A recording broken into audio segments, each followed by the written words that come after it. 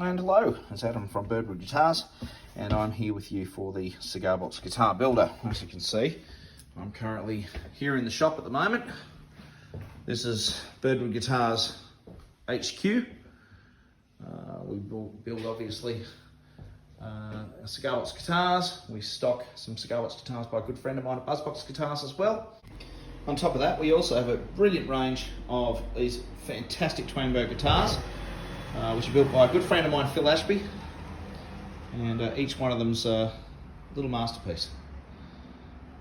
Top stuff. A lot of vintage guitars. We build our own effects pedals under Retro Electric. So this is just giving you a little bit of an idea of, you know, the day, my day. And in between doing this sort of fun stuff, I like to build Cigar Box guitars. Now, this is the reason for today's video. I'm going to take you through the very basic wiring for a piezo powered Cigar Box guitar. Now, I place my piezos directly under the bridge. I don't ever put them on the lid. Some people will disagree with me, and they are more than welcome to disagree with me. I don't like the sound there or there. I prefer the sound either here or directly placed in between the neck, the through-tenor neck, and the top of the box. Anyway, regardless of where you put it, this is the basic wiring setup. Now, for this particular guitar, I'm using a 250k pot.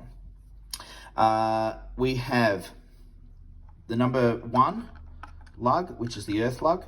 Okay, that's earthed onto the top of the casing. You might find that you might want to give these casings a little bit of a scratch down with some sandpaper before you use them, because sometimes there's some oily residue and it makes it very, very difficult for you to adhere your solder to the casing. So just give it a little hit with some light sandpaper and that'll be more than fine.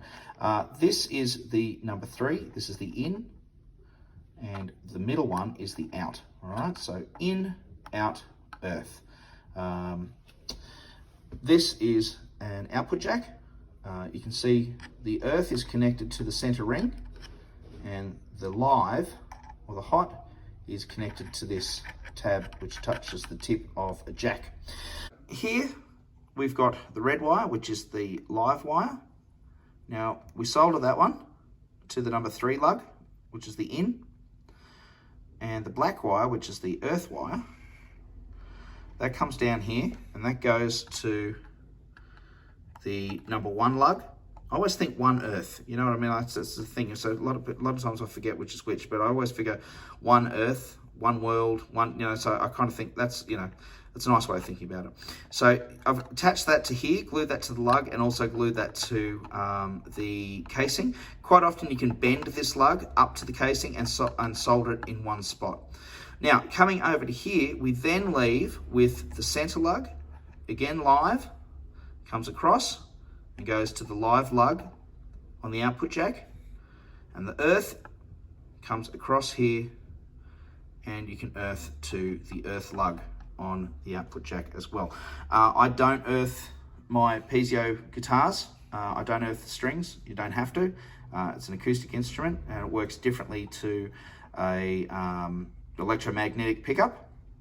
Electric guitar pickups, I do earth those, of course. All right, now I wanted to show you a very popular mod.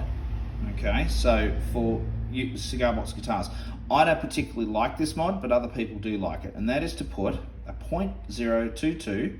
This is a piezo pickup, so I'm putting 0.022, and that's a 250k pot, by the way. 0.022 microfarad capacitor in between the input, the output and the earth. All right, so the hot and the earth. So if I'm just going to plug this, you'll hear the difference.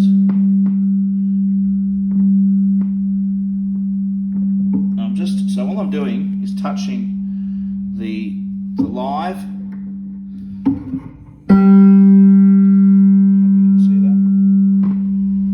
Lowers the output. Now, to be honest with you, I actually prefer to simply just roll back the volume very slightly, because this is a variable resistor.